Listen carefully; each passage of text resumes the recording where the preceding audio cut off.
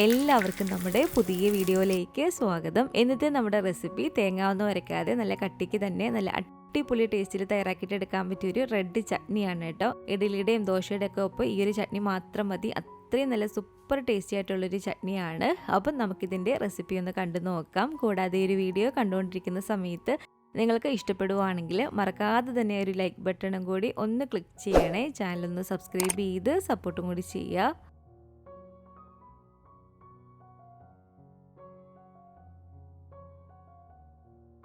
അപ്പോൾ അതിനായിട്ട് ആദ്യം തന്നെ ഇതുപോലെ ഒരു പാത്രത്തിലേക്ക് നമുക്ക് 1 ടേബിൾ സ്പൂൺ അളവിൽ വെളിച്ചെണ്ണ ചേർത്ത് കൊടുക്കാം കേട്ടോ. ഈ ഒരു ചട്നിയൊക്കെ നമ്മൾ വെളിച്ചെണ്ണയിൽ തന്നെ ചെയ്യണം, എങ്കിലേ ഒരു കറക്റ്റ് നല്ലൊരു ടേസ്റ്റ് ഉണ്ടാവത്തുള്ളൂ. അപ്പോൾ ഒരു എണ്ണയൊന്ന് ചൂടായിട്ട് വരുന്ന സമയത്ത് ഇതൊരു 4 വറ്റൽമുളകാണ്. അതേ അളവിൽ തന്നെ ഞാനിപ്പോൾ ഇതിലേക്ക് കാശ്മീരി മുളക്, ഇതുപോലെ ഈ ഒരു പിരിയൻ മുളകും എടുത്തിട്ടുണ്ട്. ഇതുപോലെ മുളക് ചേർത്ത് കൊടുക്കുമ്പോൾ നമ്മുടെ ഒരു എരിവിനനുസരിച്ച് വേണം ഇതിലേക്ക് ചേർത്ത് കൊടുക്കാൻ വേണ്ടിയിട്ട്. അപ്പോൾ 4 പിരിയൻ മുളകും കൂടി ഇട്ട് കൊടുത്തിട്ട് ഈ ഒരു മുളക് നമുക്കിതൊന്ന് വറുത്തിട്ടെടുക്കാം. ഒരു വറ്റൽമുളക് ഇവിടെ ഫ്രൈ ആയി വന്നിട്ടുണ്ട്. അത് ഞാൻ ഈ എണ്ണയ്ക്കകത്ത് നിന്ന് എടുത്ത് മാറ്റാണ്. ഇതുപോലെ നന്നായിട്ട് ഇളക്കി കൊടുത്ത് ഒരു പിരിയൻ മുളക് ഒന്ന് ഫ്രൈ ആയിട്ട് വരുന്ന സമയത്ത് അതും കൂടി നമുക്ക് എണ്ണയ്ക്കകത്ത് നിന്ന് എടുത്ത് മാറ്റിയേക്കാം. ഇനി നമുക്കിതിലേക്ക് വേണ്ടത് ഇതുപോലെ ചെറിയ ഉള്ളിയാണ്. ഞാനിപ്പോൾ ഇതിലേക്ക് 100 ഗ്രാം അളവിൽ ചെറിയ ഉള്ളിയാണ് ഇട്ട് എടുത്തിരിക്കുന്നത്. ഏകദേശം ഒരു 20-25ഓളം ചെറിയ ഉള്ളിയുണ്ട്. ആ ഒരു ചെറിയ ഉള്ളി നമുക്കിതിലേക്ക് ഇട്ട് കൊടുത്തിട്ട് നന്നായിട്ട് ഇതൊന്ന് ഇളക്കി കൊടുക്കാം. ചെറിയ ഉള്ളിയും ചേർത്ത് കൊടുത്തിട്ട് നല്ല പോലെ തന്നെ ഇതുപോലെ ഇളക്കി അതിൻ്റെ ഒരു കളറൊക്കെ മാറി നന്നായിട്ട് ഇതൊന്ന് വഴണ്ടി വരണം. അപ്പോൾ ഇത് കണ്ടില്ല, ഇതുപോലെ ചെറിയ ഉള്ളി ചേർത്ത് ഈ ഒരു കളറൊക്കെ ആയിട്ട് വരുന്ന സമയത്ത് ഇനി ഇതിലേക്ക് ചേർത്ത് കൊടുക്കേണ്ടത് ഇതുപോലൊരു 4 വെളുത്തുള്ളിയാണ്. ഇതിപ്പോൾ അത്യാവശ്യം നല്ല വലിപ്പമുള്ള വെളുത്തുള്ളിയാണ് കേട്ടോ. അതാണ് ഞാൻ 4 എണ്ണം ഇട്ട് കൊടുത്തിരിക്കുന്നത്. ചെറിയ വെളുത്തുള്ളിയൊക്കെ ആണെങ്കിൽ ഒരു 7 എണ്ണം വരെയൊക്കെ നമുക്കിതിലേക്ക് ചേർത്ത് കൊടുക്കാം. അപ്പോൾ ഈ ഒരു വെളുത്തുള്ളിയും ചേർത്തിട്ട് നന്നായിട്ട് ഇതുപോലെ ഇളക്കിയിട്ട് എടുക്കുക. വെളുത്തുള്ളി ഒരു ഫ്രൈ പരിവായിട്ട് വരണം. അപ്പോൾ ഒരു വെളുത്തുള്ളി നന്നായിട്ടൊന്ന് മൂത്ത് വരുന്ന സമയത്ത് ഇനി നമുക്കിതിലേക്ക് വേണ്ടത് 2 മീഡിയം വലിപ്പമുള്ള തക്കാളിയാണ് കേട്ടോ. ഈ ഒരു തക്കാളി ഇതുപോലെ കട്ട് ചെയ്തതും കൂടി ഇതിലേക്ക് ഇട്ട് കൊടുക്കുക. ഇതിലേക്ക് ആവശ്യത്തിനുള്ള ഉപ്പും കൂടി ചേർത്ത് കൊടുത്തിട്ടുണ്ട്. അപ്പം നന്നായിട്ട് ഇതുപോലെ ഇളക്കി കൊടുത്ത് തക്കാളിയുടെയൊക്കെ ഒരു പച്ചച്ചുവയൊക്കെ മാറി വരുന്ന സമയത്ത് നമ്മൾ ഫ്ലെയിം അങ്ങ് ഓഫ് ചെയ്ത് കൊടുക്കുക. ഫ്ലെയിം ഓഫ് ചെയ്തതിന് ശേഷം ഇനി ഇതിലേക്ക് നമുക്ക് ചേർത്ത് കൊടുക്കേണ്ടത് ഇതുപോലെ പൊട്ടുകടലയാണ്. പൊട്ടുകടല ഇതിലേക്ക് ഒരു 3 ടേബിൾ സ്പൂൺ ആണ് കേട്ടോ ഞാൻ ചേർത്ത് കൊടുത്തിരിക്കുന്നത്. അപ്പോൾ ഫ്ലെയിം ഓഫ് ചെയ്തതിന് ശേഷം നമ്മൾ ഇതിലേക്ക് പൊട്ടുകടല ചേർത്ത് കൊടുത്താൽ മതി. 3 ടേബിൾ സ്പൂൺ അളവിൽ പൊട്ടുകടലയും കൂടി ചേർത്ത് കൊടുത്തിട്ട് ആ ഒരു ചൂടിൽ നന്നായിട്ടൊന്ന് ഇളക്കിയിട്ടെടുക്കുക. അപ്പോൾ ഇതുപോലെ ഒന്ന് ഇളക്കി എടുത്തിട്ടുണ്ട്. ഇനി ഇതിൻ്റെ ചൂടൊന്ന് കുറയുന്നതിന് വരെ നമുക്കൊന്ന് മാറ്റി വെക്കാം.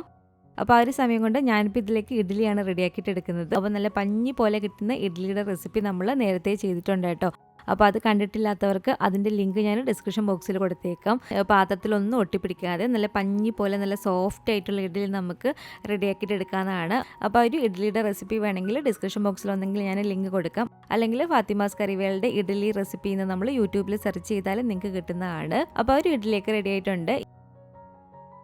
ഇതിൻ്റെ ഒരു ചൂട് നല്ല പോലെ തന്നെ പോയതിന് ശേഷം ഇതുപോലെ മിക്സിയുടെ ഒരു ജാറിലേക്ക് മാറ്റി കൊടുക്കുക. എല്ലാം തന്നെ ഇതുപോലെ മിക്സിയുടെ ജാറിലേക്ക് മാറ്റിയതിന് ശേഷം ആദ്യം ഇതിലേക്ക് ഒരു 1/4 കപ്പ് അളവിൽ വെള്ളം ഒഴിച്ച് കൊടുത്തിട്ട് നന്നായിട്ട് നല്ല ഫൈനായിട്ട് നമ്മളിതൊന്ന് അരച്ചെടുക്കുക കേട്ടോ.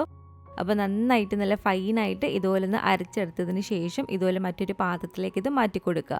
എന്നിട്ട് ഇതിൻ്റെ ഒരു കട്ടി നോക്കിയിട്ട് നമുക്ക് എത്രത്തോളം ഒരു കട്ടിക്കാണോ വേണ്ടത് അതിനനുസരിച്ച് ഇതിലേക്ക് വെള്ളം ചേർത്ത് കൊടുക്കുക. ഞാനൊരു ചെറിയ ചൂടുവെള്ളമാണ് കേട്ടോ ഇതിലേക്ക് ഒഴിച്ചു കൊടുത്തിരിക്കുന്നത്. അപ്പോൾ ഒരു കട്ടി നോക്കിയിട്ട് നമുക്ക് എത്രത്തോളം ഒരു കട്ടിക്കാണോ ചട്നി വേണ്ടത് അതിനനുസരിച്ച് ഇതിലേക്ക് വെള്ളം ചേർത്ത് കൊടുക്കുക. അപ്പോൾ ഇതിലിപ്പോൾ എന്തായാലും ഉപ്പ് കുറവായിരിക്കും, നമ്മൾ വെള്ളമൊക്കെ ചേർത്തതല്ലേ. അപ്പോൾ ഒരു ഉപ്പ് നോക്കിയിട്ട് ആവശ്യത്തിന് ഉപ്പും കൂടി ഇതുപോലെ ചേർത്ത് കൊടുക്കുക കേട്ടോ. എന്നിട്ട് നന്നായിട്ട് ഇതുപോലെ ഇളക്കി എടുത്തതിന് ശേഷം ഇതുപോലെ ഒരു പാത്രത്തിൽ കുറച്ച് ഓയിൽ ഒഴിച്ചു കൊടുക്കുക കേട്ടോ. 1 ടേബിൾ സ്പൂണോളം വെളിച്ചെണ്ണ ഒഴിച്ചു കൊടുക്കുക. എണ്ണയൊന്ന് ചൂടായിട്ട് വരുന്ന സമയത്ത് ഇതിലേക്ക് നമുക്ക് കടുക് ഇട്ട് കൊടുക്കാം. കടുകൊന്ന് പൊട്ടി വരുമ്പോഴത്തേക്കും കുറച്ച് ചെറിയ ഉള്ളി ഇതുപോലെ ഒന്ന് കട്ട് ചെയ്തെടുത്തിരിക്കുന്നതാണ്. ആ ഒരു ചെറിയ ഉള്ളിയും കൂടി ഇതിലേക്ക് ഇട്ട് കൊടുത്തിട്ടുണ്ട്. ചെറിയ ഉള്ളി ഇതുപോലെ നന്നായിട്ട് മൂത്ത് വരുന്ന സമയത്ത് ഇനി ഇതിലേക്ക് വേണ്ടത് ഇതുപോലൊരു 2-3 വറ്റൽമുളകാണ്. അതുപോലെ തന്നെ കറിവേപ്പിലയും കൂടി ഇട്ട് കൊടുത്തിട്ട് നന്നായിട്ട് ഇതൊന്ന് മൂപ്പിച്ചിട്ടെടുക്കുക. ഇതിപ്പോൾ ഇവിടെ റെഡി ആയിട്ടുണ്ട്. ഇത് നമുക്ക് ആ ഒരു ചട്നിയിലേക്ക് ഒഴിച്ചു കൊടുക്കാം. എന്നിട്ട് നന്നായിട്ട് ഇതൊന്ന് മിക്സ് ചെയ്തിട്ട് എടുക്കുക. നല്ല അടിപൊളി ടേസ്റ്റി ആയിട്ടുള്ള ഒരു ചട്നിയാണ് കേട്ടോ. നിങ്ങളിത് ഉണ്ടാക്കി നോക്കിയിട്ടില്ലെങ്കിൽ മസ്റ്റായിട്ട് നമ്മൾ ട്രൈ ചെയ്ത് നോക്കേണ്ട ഒരു ഐറ്റം തന്നെയാണ്. ഇഡ്ഡലിക്കും ദോശയുടെയൊക്കെ കൂടെ നമ്മൾ സാധാരണയൊക്കെ ഉണ്ടാക്കുന്ന ഒരു ചട്നിയേക്കാളും കുറച്ചും കൂടി നല്ലൊരു ടേസ്റ്റ് ആണെന്ന് തന്നെ പറയാം. അപ്പോൾ ഇനി വീട്ടിൽ ഇഡ്ഡലിയും ദോശയൊക്കെ ഉണ്ടാക്കുന്ന സമയത്ത് ഈ ഒരു ചട്നി ഒന്ന് ഉണ്ടാക്കി നോക്കാം കേട്ടോ. ഉണ്ടാക്കി നോക്കിയിട്ട് നിങ്ങളുടെ അഭിപ്രായങ്ങളൊക്കെ മറക്കാതെ തന്നെ നമ്മുടെ കമൻറ്റ് ബോക്സിൽ ഒന്ന് വന്ന് അറിയിക്കണേ. അതുപോലെ തന്നെ ഈ ഒരു വീഡിയോ ഇഷ്ടപ്പെട്ടെങ്കിൽ മറക്കാതെ തന്നെ ഒരു ലൈക്ക് ബട്ടണും കൂടി ഒന്ന് ക്ലിക്ക് ചെയ്യുക. നിങ്ങളുടെ ഫാമിലിയും ഫ്രണ്ട്സും ഒക്കെ ആയിട്ട് നമ്മുടെ ഈ ഒരു വീഡിയോ ഒന്ന് ഷെയർ ചെയ്ത് കൊടുക്കുക. പുതിയതായിട്ട് ഈ ഒരു ചാനൽ ആരെങ്കിലും കാണുന്നുണ്ടെങ്കിലും ഇതുവരെയായിട്ടും ഈ ഒരു ചാനൽ സബ്സ്ക്രൈബ് ചെയ്തിട്ടില്ലെങ്കിലും താഴെ കാണുന്ന ഒരു സബ്സ്ക്രൈബ് ബട്ടണും കൂടി ഒന്ന് പ്രസ് ചെയ്ത് സപ്പോർട്ട് ചെയ്യണേ. കൂട്ടത്തിൽ ആ കാണുന്ന ബെല്ലൈക്കണും കൂടെ ഒന്ന് ക്ലിക്ക് ചെയ്ത് അതിൽ ഓൾ എന്നൊരു ഓപ്ഷൻ തന്നെ കൊടുക്കുകയാണെങ്കിൽ ഞാൻ പുതിയ റെസിപ്പികളൊക്കെ ഇടുന്ന സമയത്ത് നിങ്ങൾക്കതിൻ്റെ നോട്ടിഫിക്കേഷൻ കിട്ടുന്നതായിരിക്കും. ഇൻഷാ അല്ലാഹ് വീണ്ടും നമുക്കിതുപോലെ നല്ലൊരു റെസിപ്പിയായിട്ട് കാണാം.